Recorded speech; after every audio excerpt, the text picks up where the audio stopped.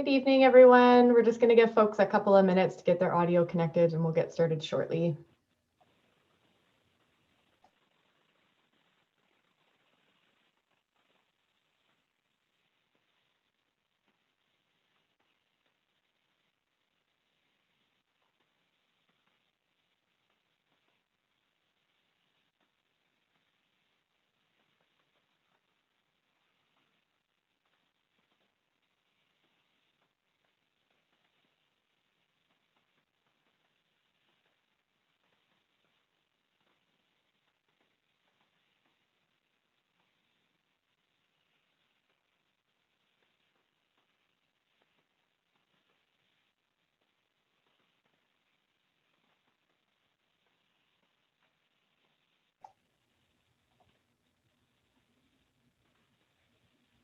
All right, it looks like we've got lots of folks joining us and logging in tonight, so we'll get started in a moment here. We're just giving folks a couple minutes to get their audio connected before we begin. Thanks so much, everybody, for joining us.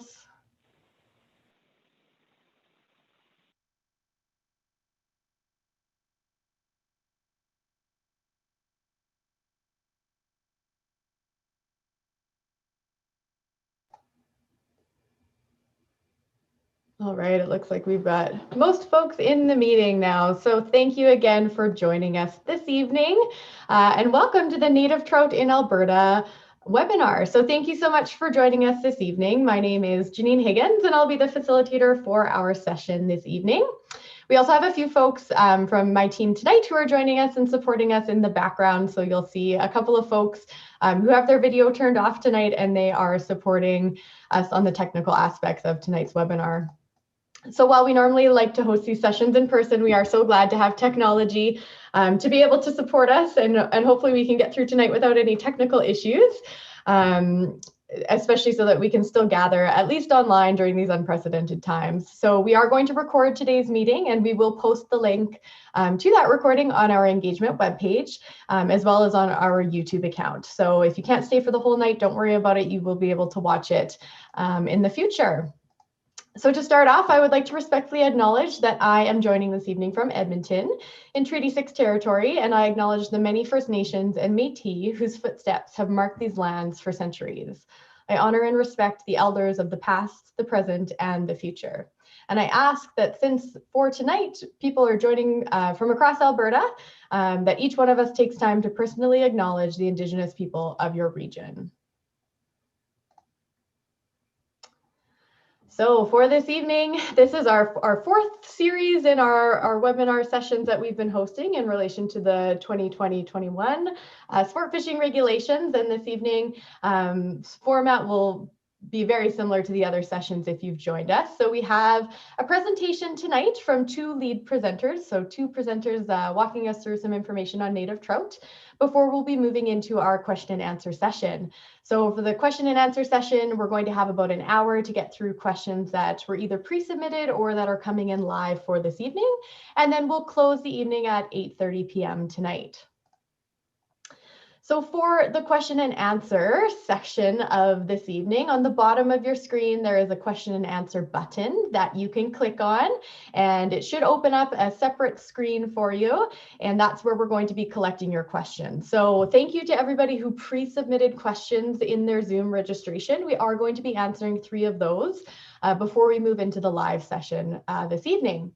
So once you open up that Q&A tool, again, there will be a white box that opens up, and that's where you can start to type in your questions that you have on native trout. So again, for this evening, we're focusing all on native trout here in Alberta.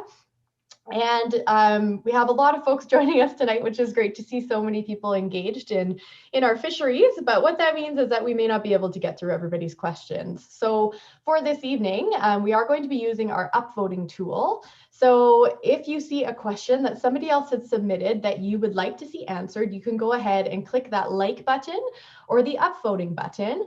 And that will be one of the ways that will help us to sort our questions for this evening. So go ahead and feel free again to like the questions that you have and type in your own questions there as well. So as mentioned, we probably won't be able to get through all of the questions that are submitted, but there are other opportunities to submit them still. So for tonight, please keep your questions appropriate and related to native trout, of course. So any questions that are submitted with profanity or that are inappropriate in nature will be deleted. And if we have questions that are coming in that we've already answered, we will dismiss them. So for tonight, we are really going to try and respond to a diversity of questions and get through, again, as many as we can for this evening. And so if we have already responded and provided an answer, then we'll just dismiss your question. So again, another opportunity if we don't get to your question tonight, you can actually visit our engagement webpage where you can find an Ask the Expert section. And so you can type your questions in there and we'll get a response to you. We're striving to get back to people within 3 business days. And you can actually go and see everybody else's questions that have already been asked. So if you would like to see questions that have been asked on walleye or on a specific water body or anything like that, there's tags that you can click through to be able to see. So I would invite you and encourage you to check that out if you haven't already. We do have a bunch of questions that are posted there that have been submitted, and we'll continue to add to it throughout the engagement. So with that, I would like to introduce our lead presenters. So for this evening, we have Nicole Pilgrim, who's going to be starting us off, and Adrian Minke, who will be finishing the presentation for us tonight. So along with our lead presenters, we also have a panel here who's going to be helping out for our question and answer section of the evening. So for tonight on the panel, we have Jessica, Paul, Andreas, and Mike, who are our senior fisheries biologists. We also have Peter, who is the manager of Aquatic Health Licensing and Health Unit. Kelly Williams is here as our status and recovery manager. Pat is here as our provincial species at risk specialist. And Dave Park is back again with, he's our director of fish and wildlife policy, as Craig is here for our fish culture manager. And then last but not least, we have Kate on. So Kate on is going to be helping us out with some of the technical aspects tonight as well. So he won't be as active on the panel, but he'll still be here supporting us this evening. So we may hear from him during the panel, depending on the questions that come in. So with that, I would like to pass it off to Nicole, who's going to take over for our beginning of our lead presentation here. Great, thank you, Janine. And thank you everyone for attending tonight's webinar on native trout. And this webinar is meant to be a basic overview of native trout in Alberta and ongoing recovery efforts. We're going to specifically focus on species recovery planning and the field activities tonight. So we won't have much time to go into great detail, but if you want additional detail, as Janine mentioned, you can ask a question after the presentation, or you can use the contact information from the webpage to ask an expert. So I'll be starting off with an overview of native trout species in Alberta and the Native Trout Recovery Program, and then Adrian will follow up with an overview of some of the field projects that we've been working on or collaborating with others with.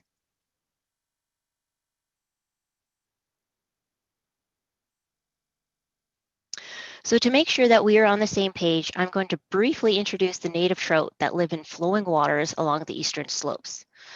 So these trout include West Slope cutthroat trout, Athabasca rainbow trout, and bull trout. These 3 species are provincially listed as threatened under the Wildlife Act. If we start in the south, we have West Slope cutthroat trout, which have a range mostly within the upper South Saskatchewan River Basin.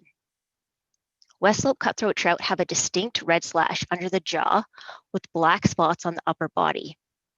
West Slope cutthroat trout are a subspecies of cutthroat trout and the only species of cutthroat trout native to Alberta.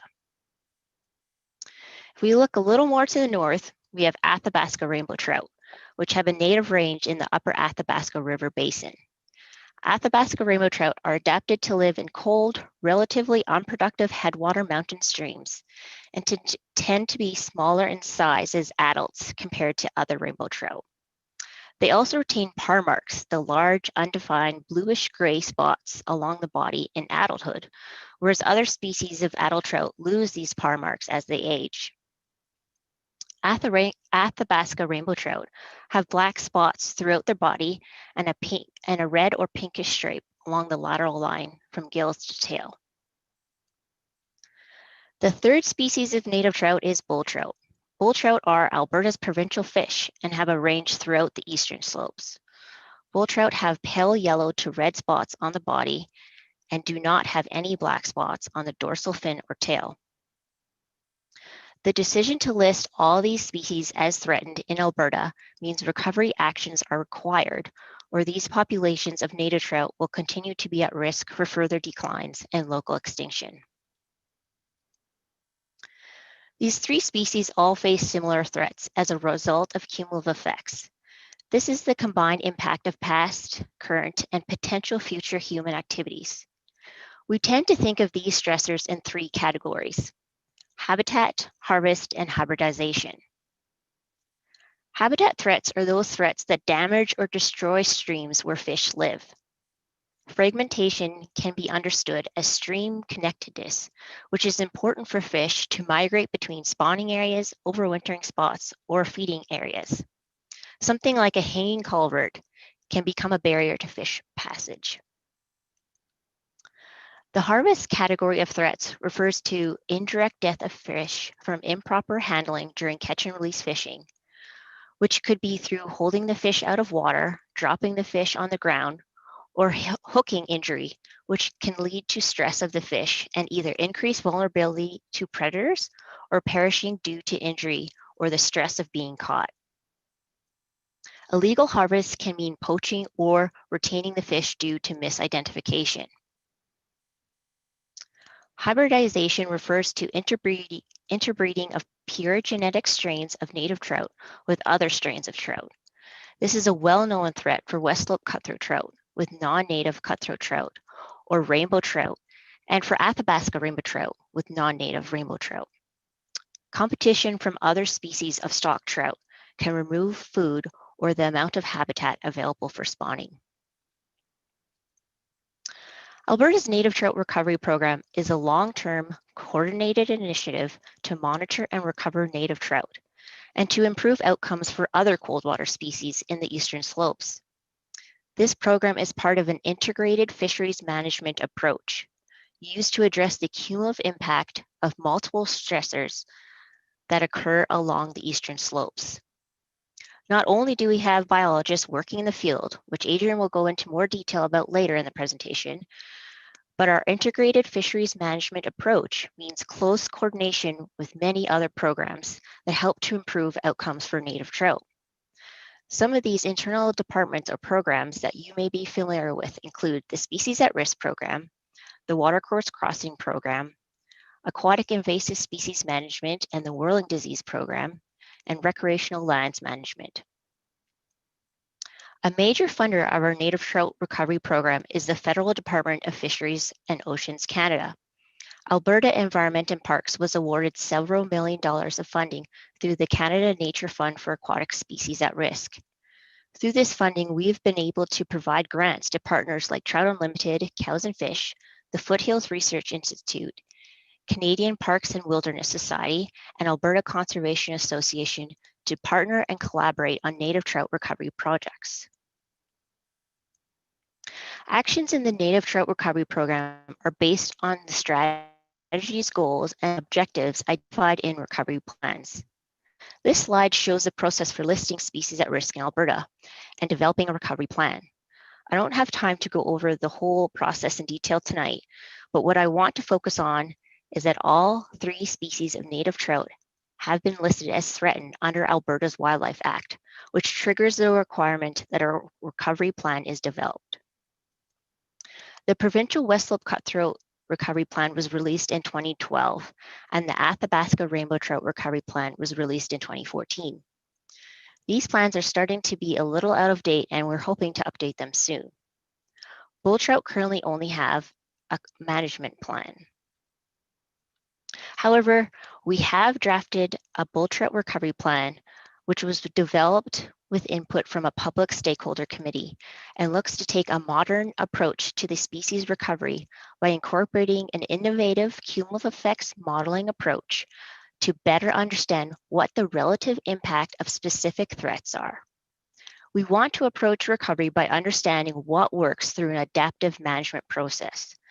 This approach means developing a hypothesis, implementing a project, monitoring, evaluating the project, and making adjustments based on learnings. This recovery plan is a high-level framework to understand bull trout recovery, and further work is being done to plan and engage on recovery projects at local levels. The draft plan is currently being reviewed within the department, so stay tuned for further updates. Now that you've heard a little bit about the background of native trout recovery, Adrian is going to take you into the field to hear about some of the native trout recovery projects that are happening on the ground.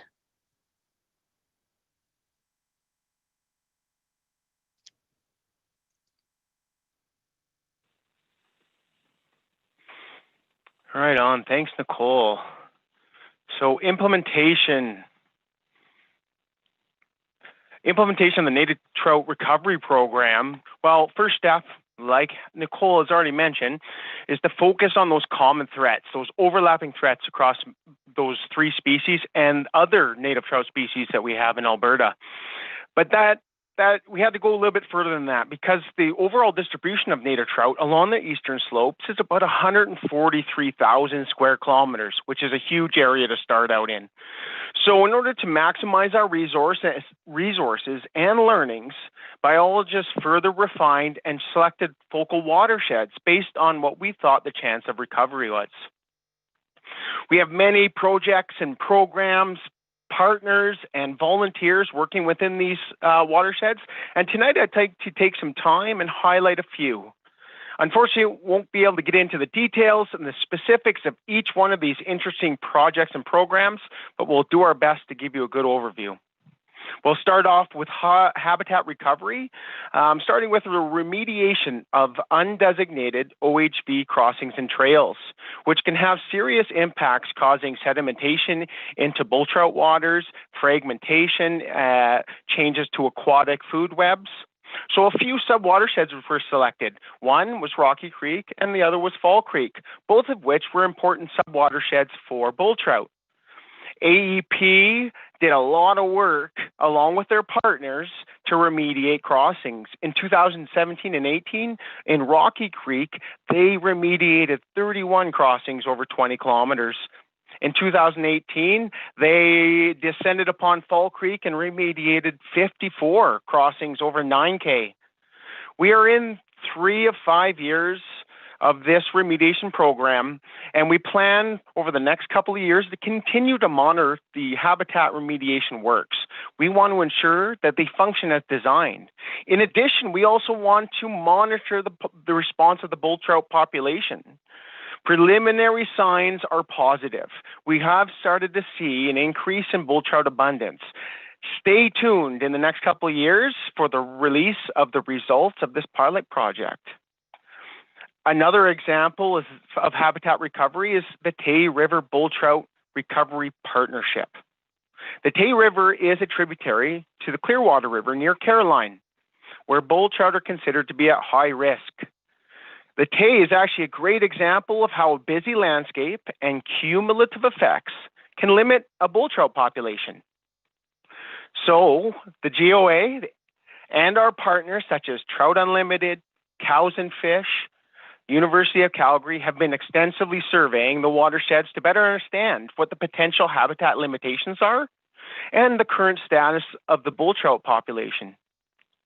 In addition to weeks spent assessing habitat, a fish trap was also installed this year to enumerate and tag migratory bull trout during the spawning run. Next year, these fish are going to help us zero in on the most important habitat in the Tay to help us focus our remediation efforts.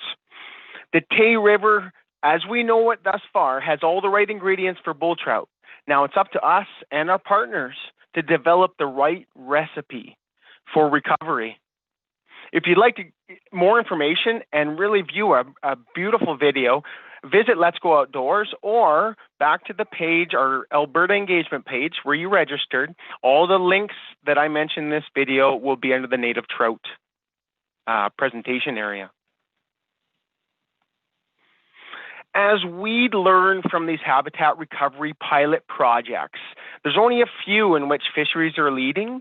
We want to pass these key learnings onto the larger programs in Alberta that are responsible for the large-scale remediation of habitat. And an example of this is the AEP REAL program, standing for Recreation, Ecosystem, and Land Section. These folks are the boots on the ground team for implementing habitat improvements, really the engine for some of our remediation efforts. They are primarily responsible for ensuring that positive land and ecosystem outcomes are achieved via the implementation of regional and sub-regional plans. You can see on the screen some types of habitat recovery, typically focused in areas where ownership is unknown. Undesignated trails, legacy access, and along with our designated trails, ensuring environmental impacts are at a minimum. Another great program that we have is the Watercourse Crossing program in Alberta. Unfortunately, watercourse crossings are a problem across every watershed in our great province. AEP is coordinating with crossing owners to help prioritize not only inspection, but repair. AEP is also providing direction and education to these crossing owners so they understand their liability and responsibility to identify and fix issues as they are detected. And if they have too many crossings to do one at a time, the expectation is that a remediation plan is to be developed, reviewed by AEP, and implemented over a reasonable time frame to support recovery. Another very cool outcome of this program is the Watercourse Crossing Inventory app. It not only allows regulators and practitioners to collect data on problem crossings on the landscape as they are encountered, every one of you on the webinar tonight and Albertans out there can also download this app and also report problem crossings as you come across them.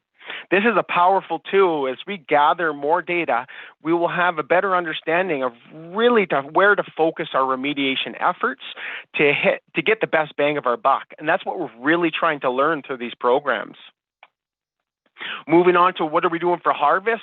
Well, a really cool pilot project that Fisheries is leading right now is the Upper Pembina River. This is the first watershed that we've installed a recovery rest period. Close to angling for the last 5 years, we implemented it in 2016. Why did we do that? Well, our surveys indicated that Arctic grayling, along with other native trout, or salmonids, including mountain whitefish and bull trout, were declining. Grayling are known throughout the Upper Pembina River and would be the same with mountain whitefish, and would be the fish that we would hope to respond to this. But bull trout in the top end would also benefit. There's been a really good collaboration between regulators and volunteers and other projects. We didn't just stop on implementing a recovery rest period. We engaged our internal regulators and we had water withdrawals reduced. We further prioritized crossing inventory and repair. We had the watershed identified for special areas within the forest management planning. This increased regulatory expectations and considerations for operations. Monitoring of habitat conditions and population status has been an ongoing collaboration with some of our very active partners, such as the Northern Lights Fly Tyers and Trout Unlimited. Again, some of the positive outcomes of this is our recent surveys has shown positive indications. Right now, what we're seeing, more fish in more places. I can't give too much away because actively, as we speak, we have biologists analyzing and interpreting this data. Our plans are to come back out to Albertans, to our stakeholders later in the year with our learnings, interpretations, and recommendations.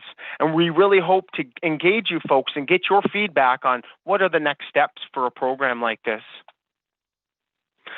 We do other things to manage harvests or accidental deaths. We have fish identification with partners such as the Alberta Hunter Education Instructor Association. They have a really good Alberta Fishing Education Program, we have species-based regulations, and it's very important for the anglers to understand and confidently identify what's at the end of their line.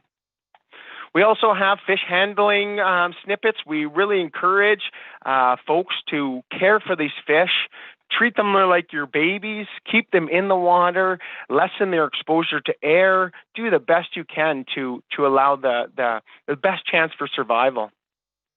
We also issue stream temperature angling advisories, asking anglers to avoid angling during some of the highest stressful times that these fish have.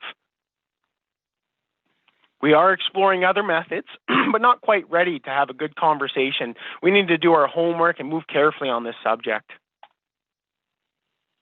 The last threat that's hard to characterize is hybridization. So in review from what Nicole said, is what is hybridization? It is the interbreeding of two separate species to create a third. And in Alberta, we have bull trout risking interbreeding with brook trout. We have Athabasca rainbows interbreeding with non-native rainbows. And in the south, we have non-native rainbows interbreeding with our native West Slope cuts.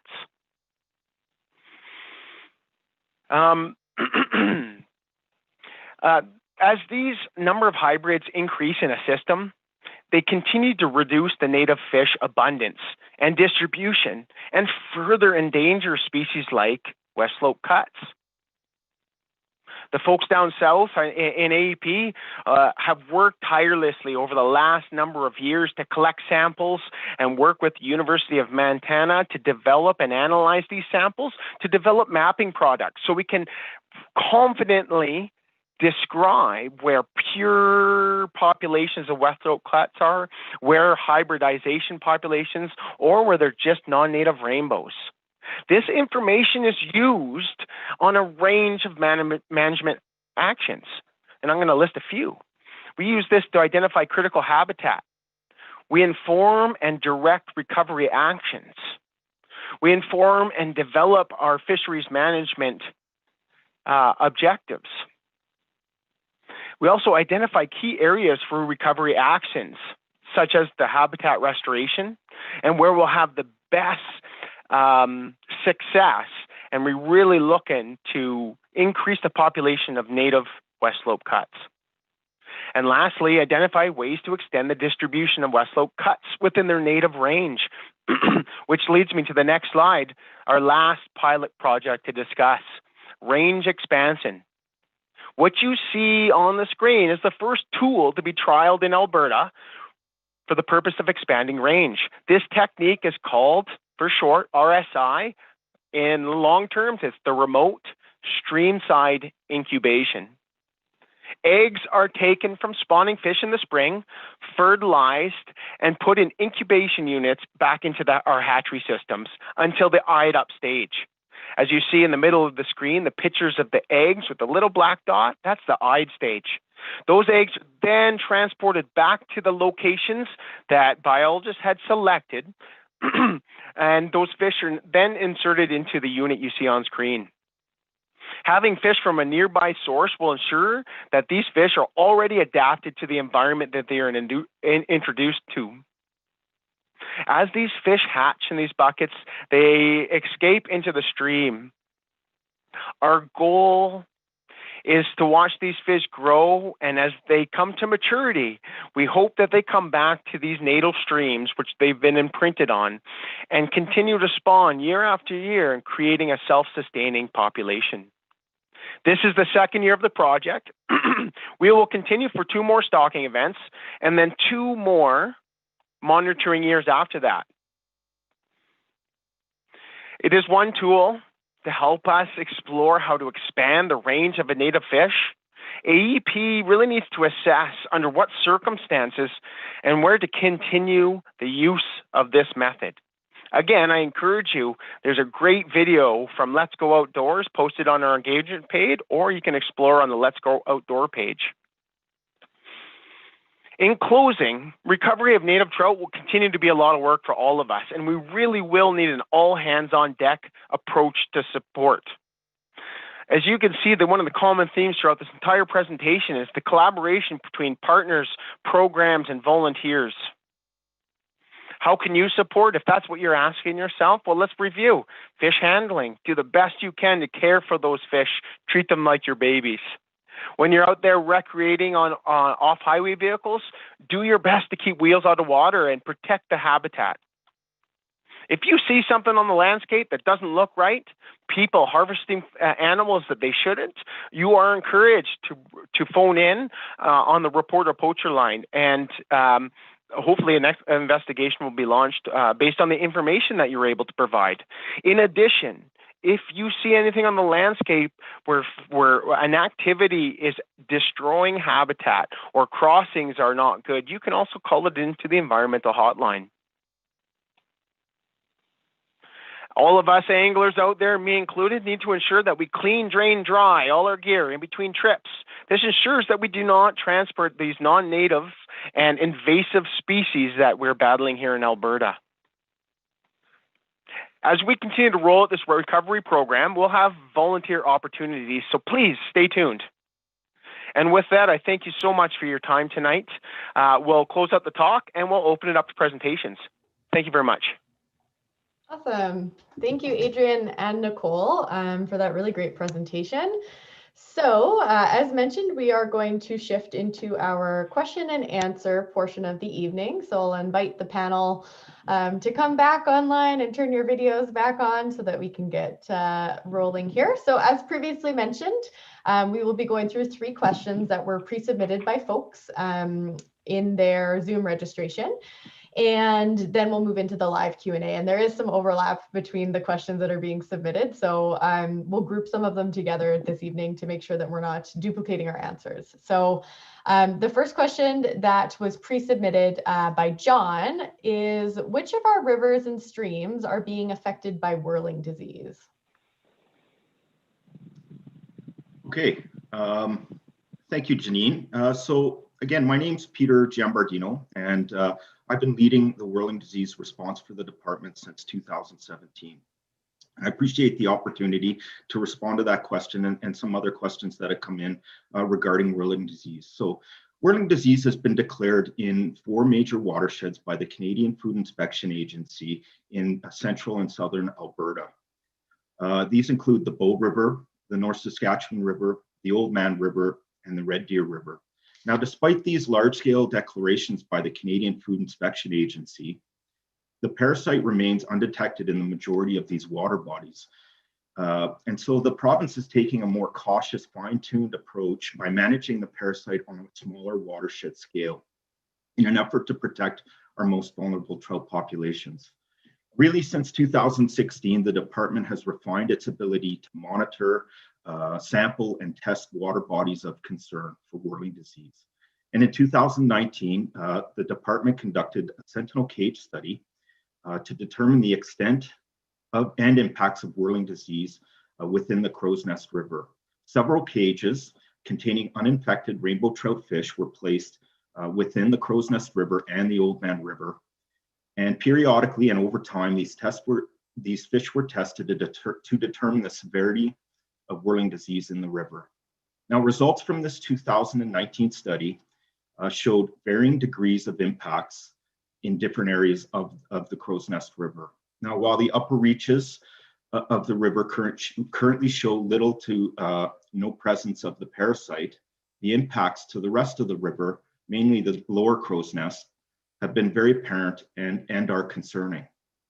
So with this, the management of whirling disease in Alberta, and specifically the Crow's Nest River, will align with existing management fisheries initiatives, will obviously be grounded in science-based decision-making, and with the goal of providing a long-term solution for a sustained recreational fishery on the Crow's Nest River, with the intent of balancing ecosystem health and important socioeconomic drivers.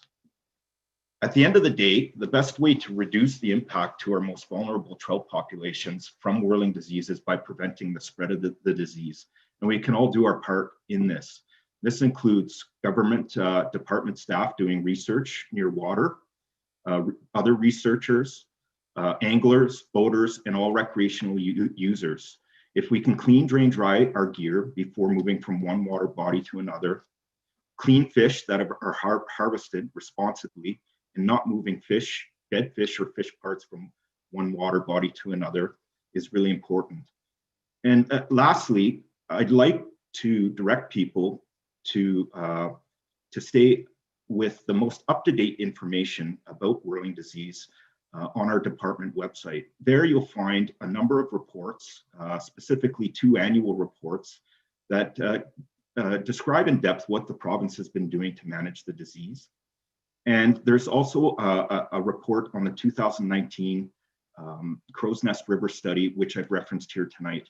And I would encourage participants to go there and read up on those documents. I think that's it for me in terms of whirling disease. I appreciate the questions that were submitted, and I'll pass it back to Janine now. Thank you.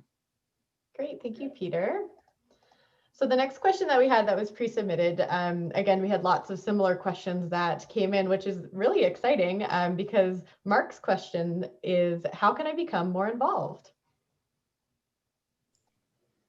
Hi, I'll take that one, Janine. So yeah, I was really happy too to hear that that was one of our more common questions that we got.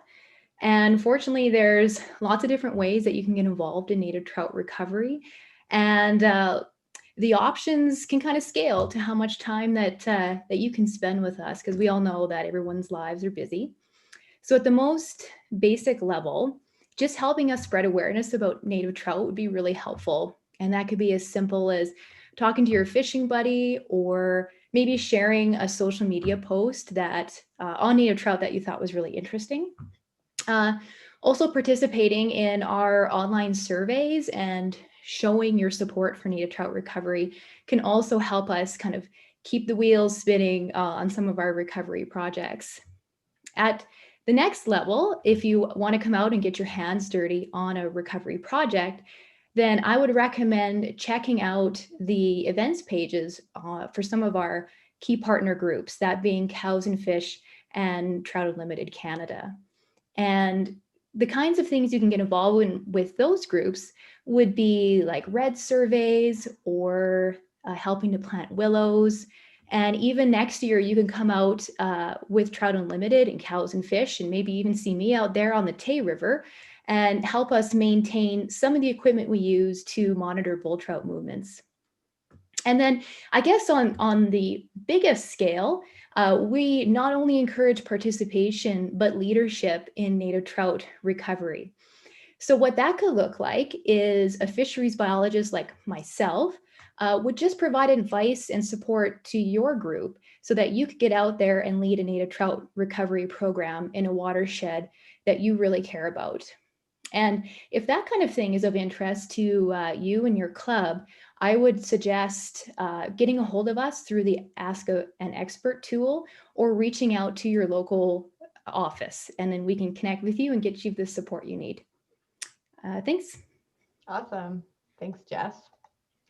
All right, so the next question that we had pre-submitted, we had submitted, of course, by lots of people, but I'll read a question out from Corey here. And then there's actually 3 other questions that have been submitted that are all on the same topic of coal mining. So just bear with me, I'm going to read through them all, and then I'll open it up to the panel to respond to them. So Corey's pre-submitted question was, proposed strip mining in the eastern slopes. How is Alberta going to make sure our headwaters are safe for native fish? And then along similar lines with that, a question from Jason tonight live is, to what extent will the expanse of coal leases in the eastern slopes have on our remaining vulnerable populations of bull, cutthroat trout, and Athabasca rainbow trout? And then 2 questions also related to on the same topic from Lauren and Kern. Are in-stream flow needs studies being considered to deal with the issue of coal mining? And what will the impact of open coal pit mining be on trout in the Oldman, Highwood, and Sheep Rivers? So 4 questions there that are all sort of on the same hot topic of coal mining, and I'll open up to the panel to respond to those, please. Thanks, Janine. I'll take a crack at that. So I might talk a fair bit because there's a lot packed in there. So we're aware of the concern that Albertans have expressed relative to coal activities in the East Slopes. I'm going to talk a little bit about roles, and then I'm going to talk a little bit about the process to address impacts. So coal development in Alberta is regulated by the Alberta Energy Regulator. The Alberta Energy Regulator's process for reviewing coal applications has not changed recently and is still subject to a suite of legislation standards, guidelines, and regulatory requirements. Under the Environmental Protection and Enhancement Act, proposed coal mines require an Environmental Impact Assessment, or EIA. This includes a comprehensive assessment of effects on aquatic ecology, including fisheries. Provincial fisheries biologists may be involved during that regulatory review process as subject matter experts, but they are not decision makers. Selenium was one of the topics that was brought up in the pre-questions as well, and selenium is a contaminant that is associated with activities such as coal mining and is a water quality topic. So that's the kind of topic that would get evaluated in an environmental impact assessment. Flows would also get evaluated in an environmental impact assessment. At this point, we have not been in the reviews of coal projects and cannot speak to the potential specific impacts to fisheries for any aspects of the proposed developments. Fish and fish habitat is also federally protected, and there are mechanisms in place to consider fish and/or fish habitat in the federal regulatory decision through Fisheries Act or the Species at Risk Act. We are not at this point considering changing any of our plans relative to the native trout recovery program that we have, and should at any time a large-scale industrial application be approved anywhere along the east slopes for development, we would reassess our plans at that time and consider what changes may need to be made. Hopefully I've covered all of that. Thank you. Thanks, Kelly. I know there's a lot to unpack there with lots of questions. So thank you again, folks, for submitting those. Like we said, you know, we had lots of questions pre-submitted on this topic and see that it came up again this evening. So we wanted to address those right off the hop, of course. So we are going to move now fully into the live Q&A section of this evening. So we answered obviously some questions there live. So looks like folks have definitely got the hang of our Q&A tool for tonight. We're seeing lots of upvoting happening, which is great. I'll just remind folks as well too to scroll down to the very bottom of the Q&A to see all of the questions that have been submitted. So it is very active. We have 58 questions that have come in already. So have a scroll down to see all of the questions that are there, and we'll answer as many as we can this evening in the time that we have allotted. So our next two sort of more popular questions that we have here again are very similar. So one from Mark asking, can the rigs be changed to single hook fly lure in streams with native trout? And then a similar question from Oliver, for catch and release streams, can the rigs be changed to a single barbless hook? So many fish that we see are terribly damaged. Okay, hey, Janine, I can take a swing at that. Mark, Oliver, and others, yeah, so it's interesting in Alberta, and it's likely the same in other provinces. The legislation that allows us to make changes to hooks is actually federal. So as many of you know, Alberta used to have a barbless only hook regulation in place, and that was put in place in 2004. And a federal regulation amendment removed unintentionally the provisions in that legislation to allow Alberta to apply a barbless only hook restriction. So we're very aware of the concern around the, I guess, the use of barbed hooks and multi-point hooks and even multi-hook rigs with respect to native trout in particular. So what we have signaled to the federal government is that we would like to open up that federal legislation and have them work with us to put in not just the barb and barbless hook restriction provisions, but also other provisions with respect to the number of points on a hook and the number of hooks on a line that we can apply potentially where needed. So in order for us to do that, we would want to come back to Albertans and have further discussions about where those extra restrictions are best applied and when. And it's important for us to do that because we need to target restrictions like that such that they'll actually achieve a desired outcome. And we're very mindful of increasing restriction where it's not needed or not effective. We've got a government right now that's very focused on red tape reduction, and rightly so, because over time we tend to get more and more restrictions applied, and sometimes we lose sight of what restrictions might have even accomplished when they were first put in and how effective they're working, I guess. So it's something we're very mindful of and we're working towards. And you'll be hearing more in the future from us about these types of restrictions and where to apply them. And just before I leave the topic, I just want to reiterate, information that was presented in the talks. And that's really that it's not just about hooks. There's much that goes into the issue of unintentional fish mortality related to catching and releasing. And really, regardless of the rules that are in place, I think it's up to anglers to make good decisions about their fishing practices and decisions about how to minimize harm to fish. Things like if it's hot out and the water's really warm in the afternoon, you can make a decision to stop fishing at a certain point. You can also make a decision to stop fishing if you feel like you've hooked and handled quite a number of fish in a day. The fishing's been great. You're well satisfied by that, but knowing that every fish you handle has a potential of being harmed, you can make a choice to limit your fishing that day. Another choice you can make is to minimize the taking of pictures holding fish. That's we're very aware that exposure to air is a pretty critical factor when it comes to minimizing harm to fish. So in this day and age where everybody's got a cell phone, we see a lot of photos being taken and posted, and we understand the passion on fishing and the interest in doing that and the desire to share the excitement of the moments and the successes, and just be mindful of that from a fish perspective, and the need to kind of balance some of that activity. And I think if anglers make good decisions and we have some effective rules in place, we'll improve our fish conservation. Thanks. Great, thanks, Dave. I know there's lots of really beautiful photos on Keep Fish Wet, and if you follow that hashtag on Instagram or on Twitter, you can see lots of really great safe fish photos that way. So great to see that movement. So there's just a question here from Peter that's quite similar to that, but I'll put it out to the panel anyways. Just wondering about the Bow River is catch and release. So why not put a restriction on treble hooks and multiple treble hooks? Yeah, Paul Christensen here. I think they spoke to a lot of the reasons why we don't have that rule in place right now, but it is definitely our intention to start to pursue some of these.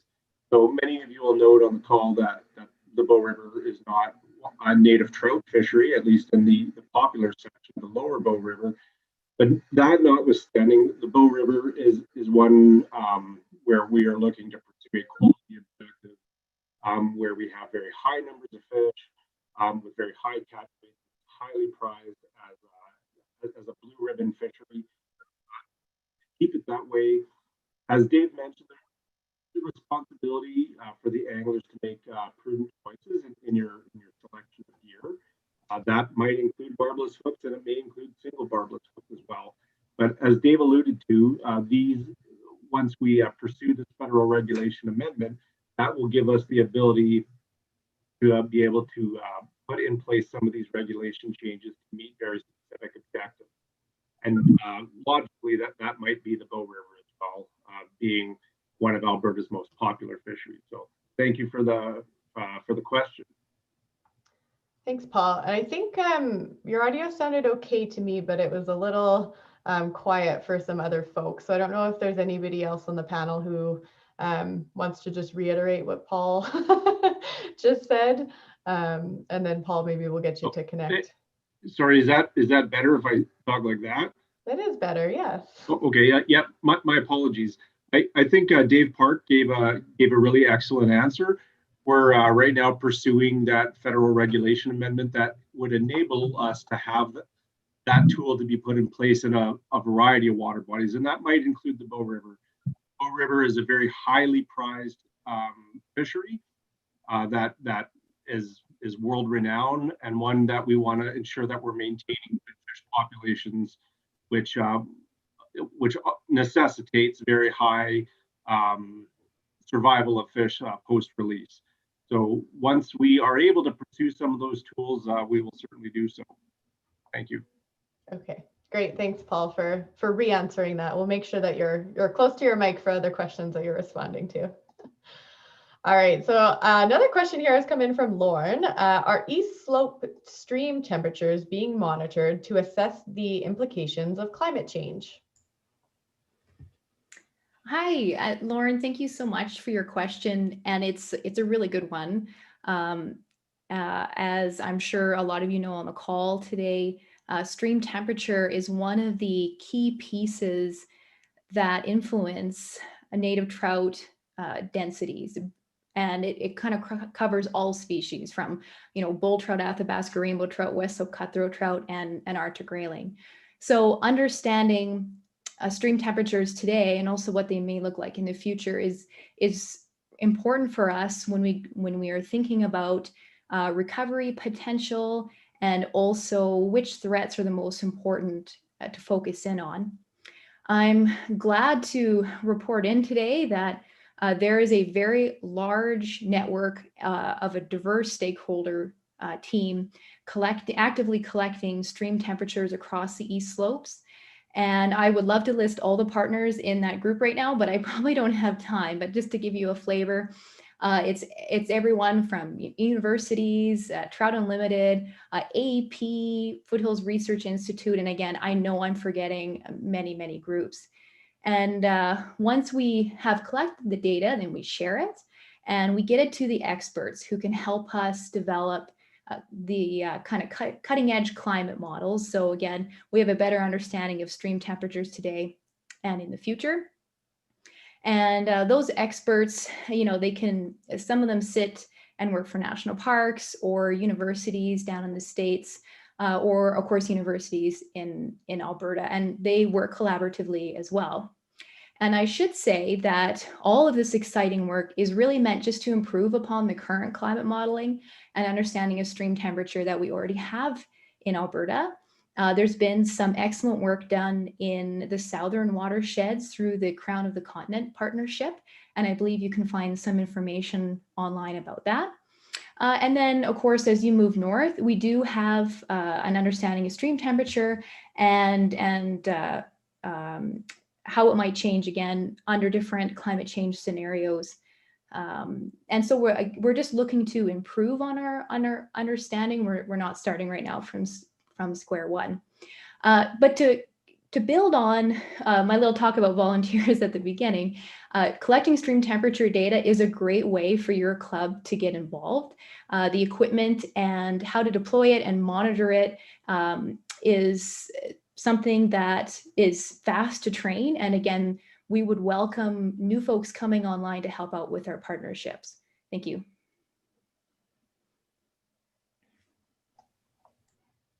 Great, thanks, Jess. So the next question that we have here is from Brandon. Is there any interest in putting a tributary fee for non-residents similar to BC for any watershed with native trout?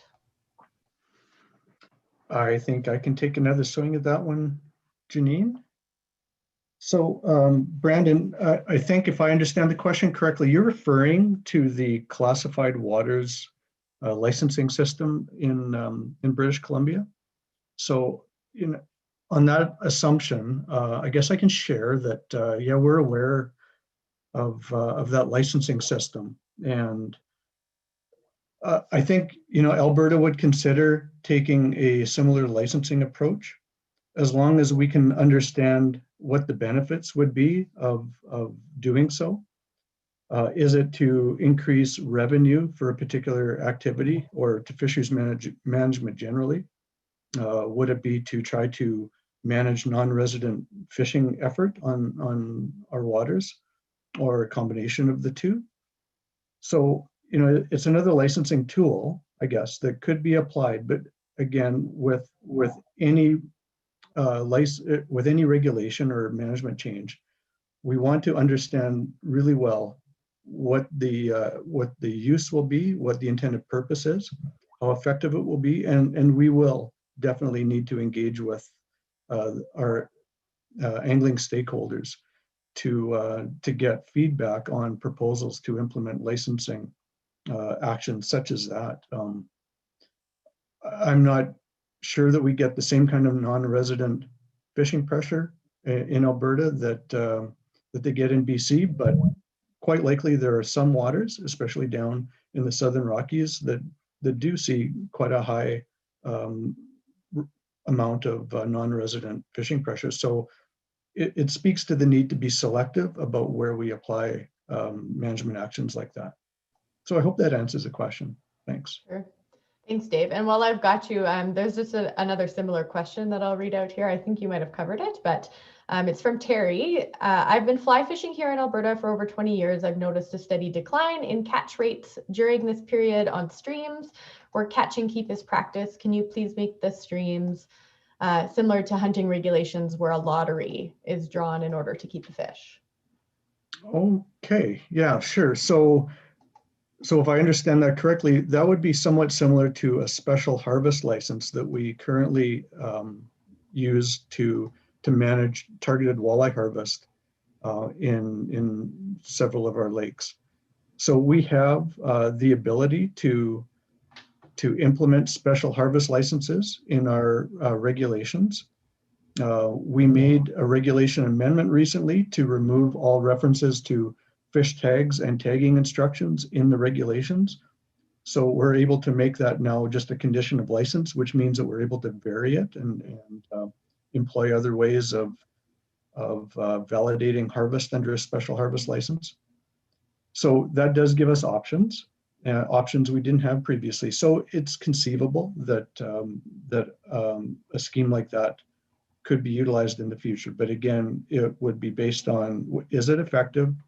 And is there good support for it? Will it do the job we want? Thanks. Okay, thank you, Dave. So the next question we have is from Greg. Will a list of prioritized habitat restoration sites for native trout be made public so that industry or others that need compensation opportunities can be able to participate in native trout restoration efforts? I'll take that one. Thanks, Greg. That's a really good question.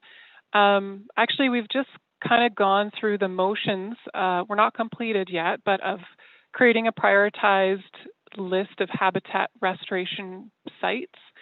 So it's still a work in progress, but we're getting there. And we actually haven't had many conversations about making it public, but that is a really good idea. The other thing that you should be aware of relative to that, so you mentioned about industries and others looking for compensation opportunities. We do have a watercourse crossing program. So the Lands Division, who we're partnered with, has this watercourse crossing program. You can learn more about it at www.alberta.ca. And if you just go watercourse-crossing-program after the slash, you should be able to find it, or maybe even just Google search it. So that's a collaborative that's already in place, and industry is involved in that with other regulators, transportation, forestry, et cetera. So they are already undertaking efforts for habitat restoration. And it is connected into the prioritization tool that we are developing. So that's good news. And at any time, industry can reach out to us if they are looking for opportunities for compensation and see what they can look for. Thank you for your question. If I could just maybe add to that question is, so us regional biologists sitting in the chair out in the regions often get calls from DFO regarding compensation products or projects. So we often have a lot of conversation with DFO and some industries, plugging them in directly to some of these things that we see on the horizon. So there is an ongoing conversation that we're having in these office chairs as well. Thank you. Great, thanks, Adrian, for building on that. So the next question here is from Ken. Many of the issues with native trout also apply to Arctic grayling. Is there going to be continued emphasis on grayling as well, species of special concern? Hi, Janine. I could take that one. Thanks, Yeah, Mike. great question, Ken. With regards to Arctic grayling, although that we call this our native trout program and webinar here, we look at grayling and even mountain whitefish as part of the salmonid family.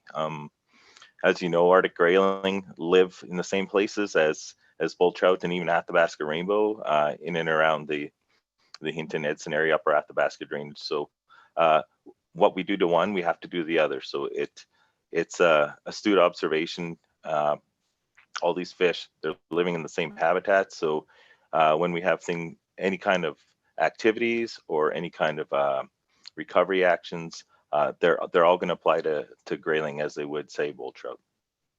Thanks. Great, thank you, Mike. So I see a question here from Douglas, just again asking about the Ram River coal lease issue and bull trout and cutthroat trout. So Douglas, this is something that will direct you to AER to connect with them, just because they are sort of our experts on that. So I'd encourage you to get in touch with them further for more information. So a next question that we have coming in here is from Robert. If this won't be covered in the presentation, can you let us know if bull trout populations have increased in numbers after you shut down the Fall Creek Trail?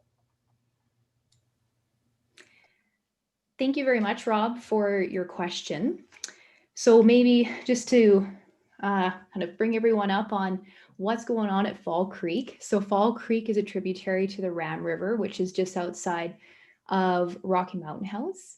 And Fall Creek is one of the most important spawning habitats for bull trout for the Ram River, but also for a significant portion of the North Saskatchewan River.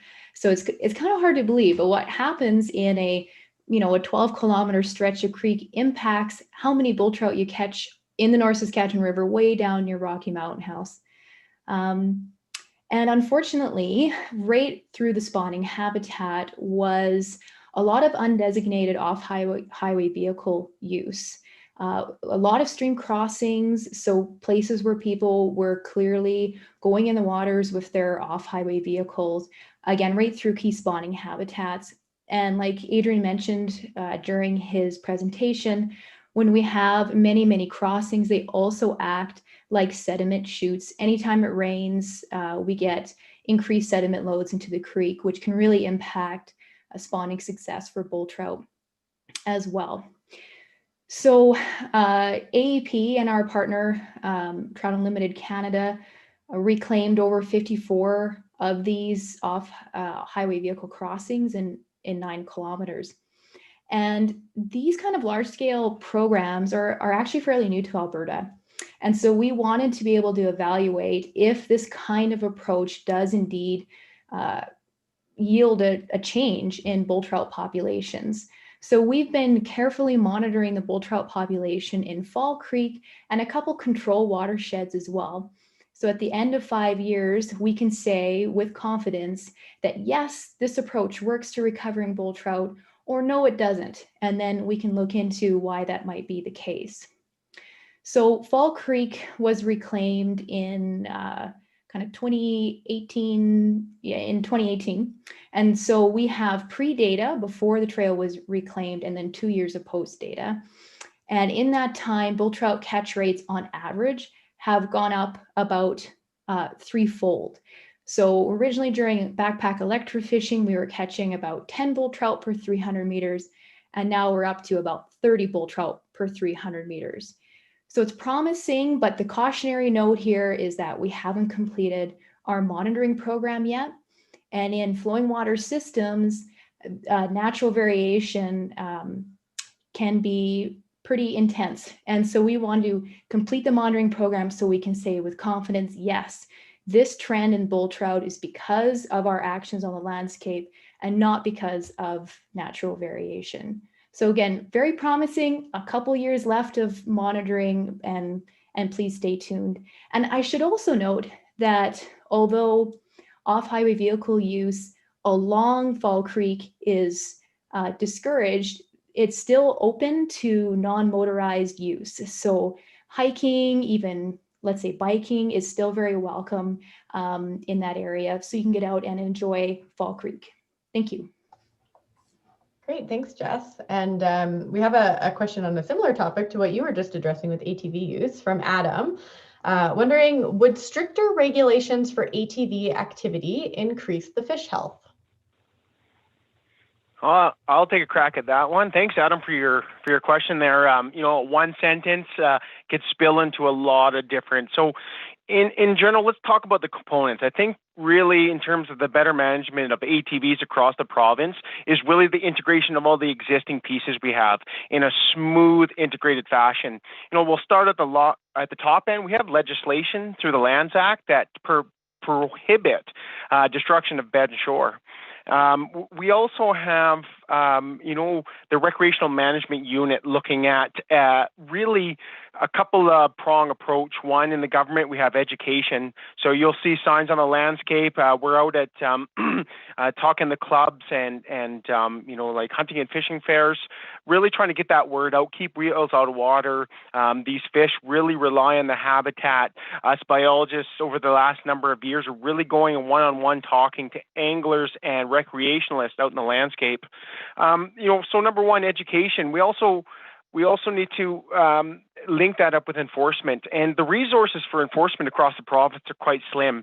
So some of the tactics that we're doing, I think they're really beautiful, is the integration of different enforcement units, RCMP, fish and wildlife officers, peace officers, and folks like that, banding together to help for that joint enforcement.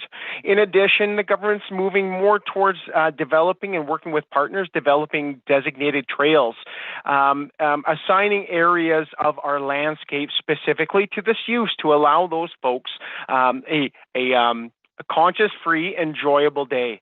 And from that point, when we start to really put all those together and get Albertans on board, and as we come out with the results, like Jess was saying, a threefold increase, that would be pretty powerful. If we see these type of results over a number of projects, it's really going to tell us something. We're able to further educate, because just about everybody I meet on an ATV also loves fishing, also loves the outdoors. So I think once we all get on board, we integrate those systems like we are, we're going to see some remarkable recovery. Thank you. Thank you, Adrian. Our next question comes from Nick. Will cattle be banned in native trout water areas? And if not, why? Yeah, I'll take a swing at that. So my name is Pat Fargy. Thanks for your question, Nick. So yeah, on a lot of public land in Alberta, I'm sure you've seen them when you're fishing, cattle are and are compatible in a lot of ways with native trout in Alberta, but they can cause some point source problems. And in those cases, lands would typically work with the cattle owner to work out strategies to redistribute them, you know, perhaps using offsite watering or salt. We also have a really excellent not-for-profit group called Cows and Fish in Alberta that works with private land managers to minimize the effects of livestock grazing on riparian vegetation, and they have a really excellent website, and I encourage you to track it down and look at some of the resource materials that are on their website. Great, thanks, Pat. So our next question comes from Mark. Please limit guiding or rod days or ban it altogether from streams with species at risk. Can I answer that one, Janine? Please. Excellent. All right. So, hey, thanks again, Mark. Your question actually is really timely. I mentioned the reg amendments that Alberta recently did. In a package, included in that package actually was the creation of a fishing guide license. Just the basic license category in our regulation that we previously didn't have. In Alberta, in our legislation, we didn't even have a guiding license category. So we've created that category of license. And our next steps are going to be focused on working with the fishing guide community and other stakeholders, and getting feedback on what the license terms and conditions should be for that license. So having that license will open up opportunities for making other management decisions with regards to guiding by resident guides and non-resident guides down the road, I expect. So further discussions on that as we go forward on this, but now at least we have the opportunity to start down that road, which we didn't have before. So again, look forward to future developments on that, and conversations with ourselves and between ourselves and our angling community. Thanks. Great, thanks, Dave. So we have another question here about grayling, actually. 5 years ago, the Pembina headwaters were shut down to protect grayling. Can we get any updates on how that is progressing, and if the original plan to close for 5 years means it's opening back up this spring? I could take that one, Janine. Okay, Sean. Yeah, that's a good question, Sean. Adrian alluded to this a little bit and discussed this in the presentation earlier, but with regards to the Upper Pembina recovery area, for those of the audience that may not know, Pembina River's recovery area spans from the headwaters of Trunk Road to approximately the area around Lodgepole. And historically, Pembina River was known to have high densities of grayling, but unfortunately, these densities declined to a very high risk state, and they continue to decline. So Pembina River and tributaries were closed to fishing in 2016 in an effort to recover the severely depleted population. And other recovery efforts were also underway, working with regulators to enhance landscape activities and stuff. And there was a topic here tonight where we've been talking about volunteers. So there's been volunteer groups working with us a lot in this program as well. So that's helped out a lot. So we're monitoring the fish population. We have monitored it over the last 5 years, and we're looking for indicators of natural recovery for grayling and other species. So current trends appear to be positive right now regarding fish recovery. However, we're still working through the data. So the positive recovery right now is suggesting conditions which include recovery efforts and natural processes appear to be contributing to population improvements. So having said that, we're cautiously optimistic as the current state of grayling and bull trout are still considered to be at very high risk. So if the objective is to recover grayling and other species, including bull trout and mountain whitefish, continued recovery efforts will be required. So therefore, just stating a date for reopening is really difficult and not clear. And it's based on meeting recovery objectives such as risk thresholds. However, our approach for the Pembina River will be to engage stakeholders throughout the year to discuss the current trends in this population and to discuss objectives, fisheries objectives, discuss potential options and trade-offs so that we can move forward with the intention of completing an informed regulation review and recovery approach for the season of 2022. Great, thank you, Mike. Yep. All right, our next question here comes from George. With native trout being at risk, would there be an opportunity to harvest the non-native fish that share the same streams? I know in the south, cutthroat trout and bull trout compete with non-native rainbows, brook, and brown trout. Would it be beneficial to reduce the numbers of these competing non-native fish? Yeah, hi, I'm going to answer this. Hi, George. Thanks for the question. Adrian alluded to this in the presentation when specifically West Slope hybridized with rainbows. The hybrids are very hard to distinguish if they're actually hybrids or pure fish of either rainbow or West Slope. So for those ones, it's really hard to open them up to harvest unless we're certain that within that stream, it's a hybridized population or pure rainbow trout population, because you can even somewhere in the Bow River, very far downstream, still find the slashes on the throat that look like a cutthroat. For other fish like brook trout, we have opportunities opened up and offered areas where you can harvest brook trout in streams where they pose a risk to either competition or hybridization with bull trout in either adjacent streams or the same streams. There's a long-term project going on Quirk Creek where there's actually a suppression project going on with the University of Calgary and volunteers for a long time to figure out if angling can suppress brook trout to promote west slope cutthroat trout survival. And the data is, I think, right now written up by the University of Calgary. So we hope that we get some more information on that out fairly soon. Brown trout, on the other hand, are very often sympatric species within the same watershed, and people like to fish for them as well. There's so little abundant compared to rainbow in a lot of streams that we don't want to open them out to harvest. The other problem is that depending on some sizes, the angling mortality just for catch and release is sometimes enough to actually put a pressure on them. So we just leave them as catch and release in the same watershed. The brown trout are not really that competitive against rainbow trout in most of our streams. Yeah, so I think I got all your species covered there. Thanks. Great, thanks, Andreas. So our next question comes from Terry. If cutthroats are at threat, then why is there a catch limit of 2 fish on the South Ram and the Big Stone River?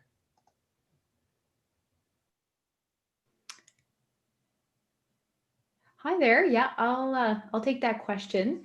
So both the Ram and the Big Stone are in my management area. So I'm located in the Rocky Mountain House area, and so there is some confusion when we talk about cutthroat trout because we have pure strain West Slope cutthroat trout, which are the species that are currently threatened, and then we have stocked recreational cutthroat trout in many other places in the province.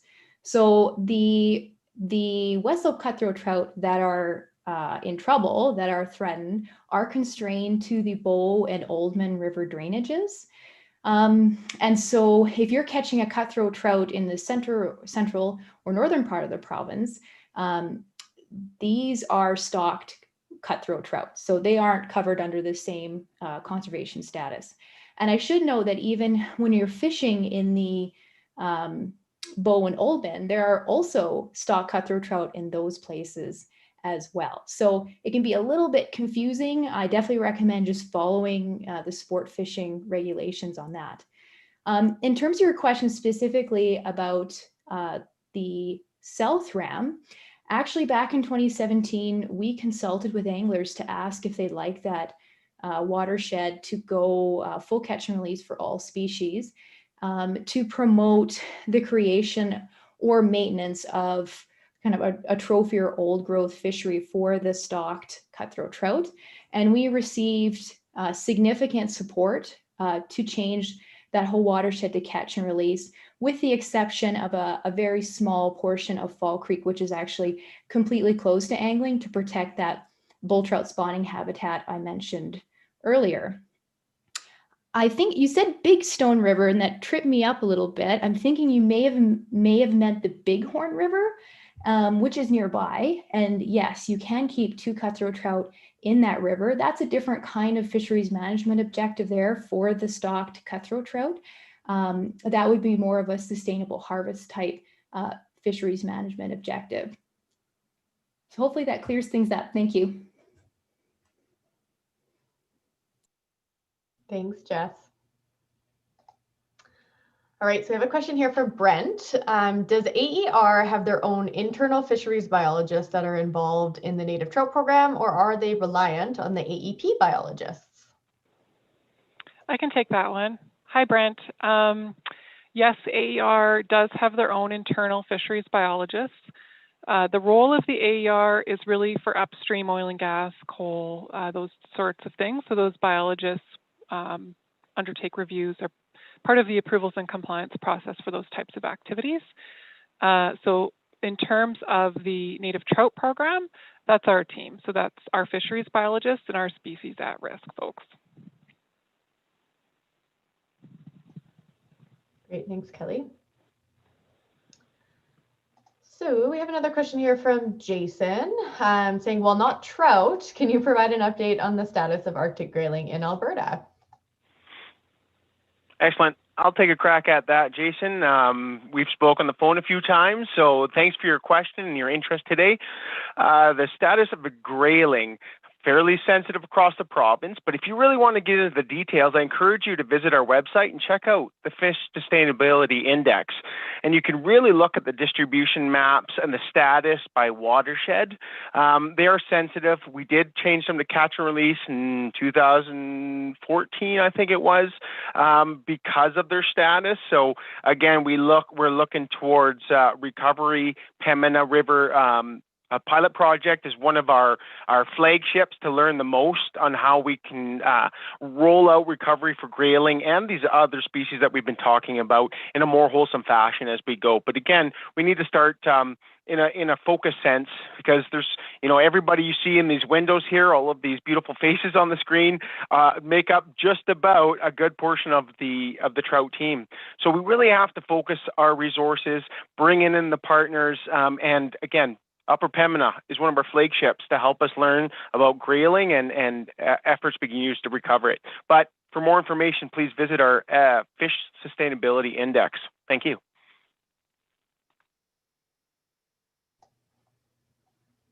Great, thanks, Adrian. If I could just add to that too, the status of grayling was just reviewed again in 2015, and if you go to the Open Alberta website and Google status report for grayling in Alberta, you can do your own research on what was recently reviewed on the status of grayling in Alberta. Great, thanks for adding that, Pat. So I have a question from Jillian here. So how do the recovery plans for native trout manage for cumulative impacts that have contributed to their declines? Yeah, thank you so much for that question. And just for a quick historical look back, we think one of the major barriers to successful native trout recovery was the complexities of cumulative effects. And when I say that, I mean when we have many different factors operating on a population kind of in the same space and time, it can be really confusing to disentangle, well, which one of those factors or a couple of those factors are most important. And so what we and our partners have done for more recent recovery planning is develop the Alberta cumulative effects models, which you may have heard referred to as the Joe models. And basically what they allow us and our partners to do is think about, again, all those different factors. For bull trout, there's 16. So it could be things like sedimentation, fragmentation, in-stream needs, brook trout competition, all at the same time. Input kind of the current condition and severity of those factors for a watershed, and then use the model to help us identify which threat or suite of threats we think is the most important. That if we focus and address those top threats, we should be able to see a detectable change in the native trout population that we're working on. So now when we're developing programs, the first step is that cumulative effects modeling part. And then once we have kind of set up what our ideas or hypotheses are on the most limiting threats, then we need to go into the field and actually verify that those threats are indeed out there at the severity that we thought they were at. We need to mitigate them and then monitor the populations to test, did we get it right? Did the model predictions make sense? And that's a really important part of the native trout program moving forward, is that learning element.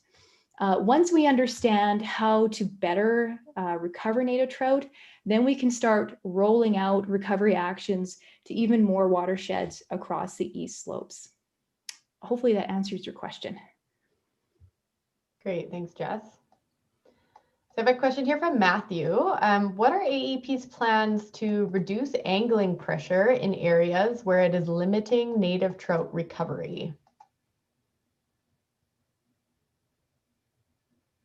Thank you, Matthew. I'll take a swing at that one. That's a very challenging question, and thank you for asking that question. Angling is recognized as one of the threats in our cumulative effects models. We have at some points in the past, we have actually undertaken angling closures in some locations. Lower Kananaskis Lakes comes to mind. And there have been others. The Pembina River is another example where we expected that recovery of populations would relate to angling closures in those. So we are kind of carefully considering those. We have found that it's very difficult to get strong public support for these at times. We recognize that angling is very, very important to the fabric of Alberta recreationists. And we want to make sure that we're very carefully considering any drastic actions to recover fisheries as well. So while while angling closures might be very difficult to implement, we may look at other tools that are a little bit less drastic, that may scale back some of the threats, like and think about angling closures.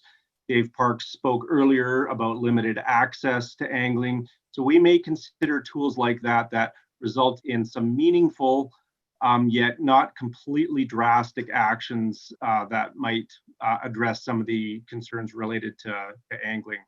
Thanks for the question. Thanks, Paul. All right, so we've got time for one more question here this evening. So a question from George: is the province gearing up to rear and stock native trout in support of specific recovery plans for bull trout, Athabasca rainbow trout, West Slope cutthroat trout, and Arctic grayling? Thanks for the question, George. That's actually, there could be a long answer. So in general, just to get everybody up to speed, especially for very limited population like West Slope cutthroat trout, we have the problem that the West Slope cutthroat trout on the landscape are really not in a population size big enough to by themselves sustain a range expansion, a large scale range expansion. So we need to figure out a way to get some kind of recovery stock developed that can go into the hatchery and then be reared, so we can use it to expand the range of West Slope cutthroat trout. The same goes for Athabasca rainbow trout. Arctic grayling have been on the landscape a little bit in lakes, but there's another topic on that in the regional one for the stocking of Athabasca rainbow trout. They're not in the hatchery at the moment in any kind of way. We're working on it. It needs still some development. For West Slope, I'm speaking mainly for West Slope cutthroat trout right now. The whole genetic analysis that we've done lately points us at the right recovery populations that we can use as beginnings for developing a recovery stock, and then bringing them as crosses into the hatchery system as good crosses that will be adaptable to the environment we would stock them out in, would be a good start for that. So I think Craig Copeland might be able to speak a little bit more on the logistics as well. Hey George, great to see you here with this question. But lots has changed in the hatcheries. But we're here to work with Andreas and everybody else that wants to work on a native file. We've dedicated space at the Allison Creek hatchery. That hatchery has just gone through a major modernization. So we're going to have space available for the biologists that if they want to bring in the native strains right inside the hatchery once they're past quarantine, then we can work with them whatever program they want to go forward. We also at the Allison Creek hatchery got a small mobile trailer that we set up with a small incubation setup, recirculating on its own, and that's where those eggs came in from the creek, and tied them up and then returned them to the creek in those RSIs that you saw in the picture. The new Raven station is going to be really exciting. We're going to dedicate a portion of that facility for the cutthroat trout and for grayling or the bull trout, whatever program the biologists want us to move into. So there'll be about a third of the space in their new Raven is going to be dedicated to whatever program the biologists want us to do. Great. Thanks both Craig and Andreas. It sounds like there's lots of exciting things ahead. So with that, folks, first of all, I'd like to really thank everybody for your time this evening. We've had lots of folks spend their nights with us over the past week, which is really exciting to see. So just a couple things to wrap up here. If you haven't taken the survey yet already, it is open until February 8th at 9 a.m. You can find it just by Googling the Sport Fishing Regulations Engagement, or you can find this webpage here. And we have lots of really great resources on there. So Adrian had referenced, some links that are connected for videos and things like that in relation to native trout. And we also have actually fact sheets that have been created for all of the proposed regulation changes this year. And then that's where you can also find the Ask the Expert tool. So if we didn't get to your question tonight, you can submit it through that tool and we'll get back to you. Again, we're striving for 3 business days right now. So I would also encourage you to scroll through and check out the questions that have already been answered on there as well. And you can see an interactive water body map to view the different water bodies that we are proposing regulation changes for. So this is the last of our webinars for this week, but we're back again next week. So if you have water body specific questions or are interested in learning more about the changes that are being proposed in the different regions of our province, please sign up and join us for these webinars. Again, they will be recorded and posted onto that engagement webpage. So if you can't join us, you can check it out after the fact, or again, you're always invited to connect with our local fisheries biologist, again, through that Ask the Expert tool. So just one last plug, please follow us on Facebook. This is really where we do a lot of our educational work right now, is on our My Wild Alberta account, and you can see lots of really exciting stories and things that have been happening throughout the year that our fisheries biologists are up to. So I'd encourage you to go and check that out if you don't like it already. And our family fishing weekend is coming up in February. So again, where you can fish without a sport fishing license, but all the regulations still apply. So look forward to that weekend in February. So with that, folks, I'd like to thank you very much for spending your evening with us and wish you all a very great night. So thanks again. We hope to hear from you soon.